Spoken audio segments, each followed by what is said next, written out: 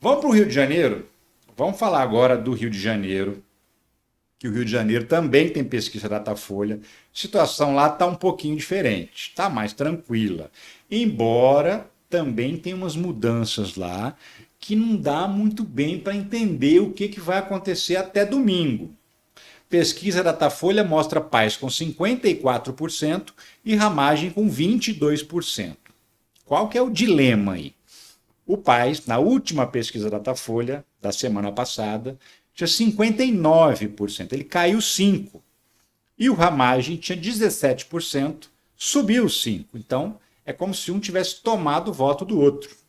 E aí, nesse momento, a eleição ainda é definida no primeiro turno, em votos válidos. O Eduardo Paes tem 63% dos votos.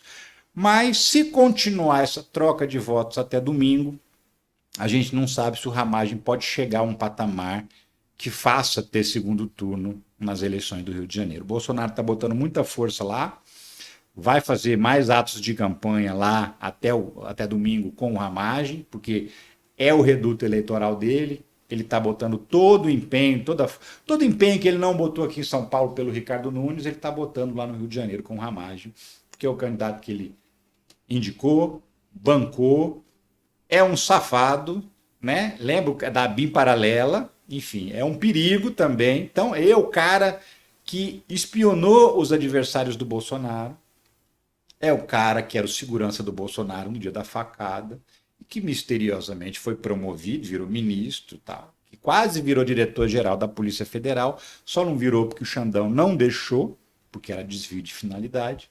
Então, Ramagem, se ele continuar subindo nesse ritmo, até domingo ele pode chegar a 27%, 28%. E se o Eduardo Paes cair abaixo de 45% dos votos na estimulada, significa que pode ter menos de 50% dos votos válidos. Esse aqui é o perigo. Mas tudo indica, até o momento, que a eleição vai mesmo terminar no primeiro turno. Vamos mudar aqui, tá aqui, ó, os números: 54% Eduardo Paes, Alexandre Ramagem 22%, Tarcísio Mota 4% do PSOL, Marcelo Queiroz 2% do PP, Rodrigo Amorim. Eu queria falar desse sujeito aqui que está com 1%. Você sabe o que é esse Rodrigo Amorim, né? Ele dançou e dançou bonito. Mas antes, vamos falar da rejeição? Porque tem uma notícia que vem depois falando do Rodrigo Amorim. 36% não votariam em Ramagem de jeito, maneira nenhuma. 27% em Tarcísio Mota, do PSOL, e 21% em Paz. Então, o Paz, além de estar com 54%, está relativamente confortável, também é o cara que tem a menor rejeição. E mais de um terço do eleitorado não vota no Ramagem de jeito nenhum. Então, esse dado também é importante, porque mostra que, do outro lado, a rejeição do candidato do Bolsonaro é a maior entre todos, maior até do que o candidato do PSOL, que geralmente os candidatos da esquerda apresentam uma rejeição grande por conta de toda a campanha de difamação que foi feita contra a esquerda nos últimos anos. Isso gera uma rejeição grande do eleitorado de centro-direita. E nem assim, o Mota tem menos rejeição do que o Ramagem. Aí a gente chega no Rodrigo Amorim, lá no Rio de Janeiro. Por unanimidade, Rodrigo Amorim tem candidatura impugnada pelo Tribunal Regional Eleitoral do Rio. Quem que é esse pilantra desse Rodrigo Amorim? É aquele cretino que quebrou a placa da Marielle junto com o bombadão lá que está preso, o Daniel Silveira. Exatamente. Esse cara, ele foi condenado pelo Tribunal Regional Eleitoral por violência política. É o primeiro caso do Brasil de cassação de uma candidatura por violência política. Tem uma vereadora trans em Niterói, que é a cidade dele, que ele era vereador lá, e ele atacou ela na Câmara com xingamentos, com ameaças, e ela é do PSOL. Ela entrou com um processo contra ele por violência política e violência de gênero. E ele foi condenado, e essa condenação foi no TRE, ou seja, na segunda instância da Justiça Eleitoral. O que significa? Por que isso é importante? Porque quando é no TRE, é um colegiado que vota. Ou seja, mais de um julga. São vários desembargadores do TRE que votaram e condenaram ele por violência política. E aí, diz a lei da ficha limpa que quando um candidato é condenado por órgão colegiado, ele fica inelegível por 8 anos. E ele foi condenado por um órgão colegiado. Se ele tivesse sido condenado por um juiz só na primeira instância, ele não estava impugnado, mas como foi pelo TRE, como foi por vários desembargadores votando, então ele fica com a candidatura impugnada.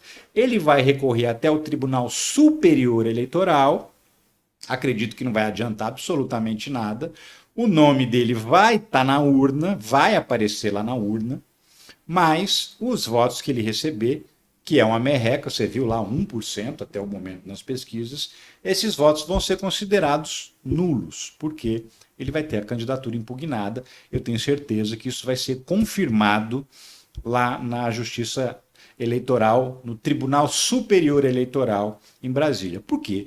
A ficha limpa não deixa nenhuma dúvida, não dá dupla interpretação. Foi condenado por órgão colegiado, está impugnado. Fim de papo, acabou.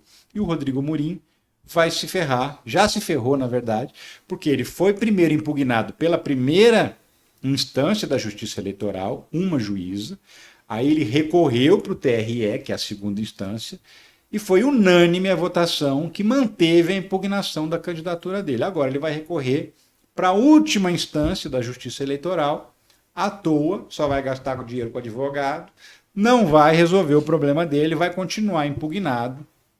Ele é, se não me engano, nesse momento ele é deputado estadual do Rio de Janeiro, né? Inclusive, pelo fato dele estar inelegível, ele não vai poder ser candidato à reeleição em 2026. Ele continua no mandato como deputado estadual, mas não vai poder continuar ser candidato à reeleição em 2026.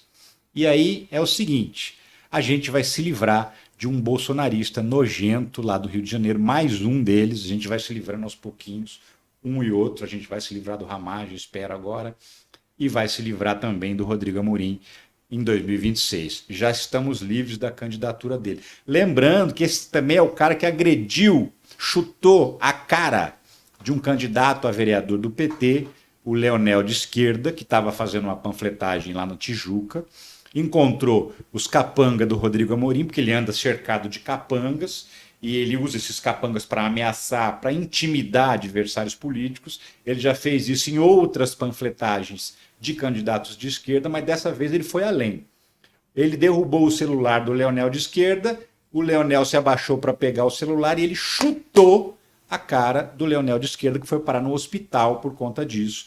Teve inclusive que interromper a campanha.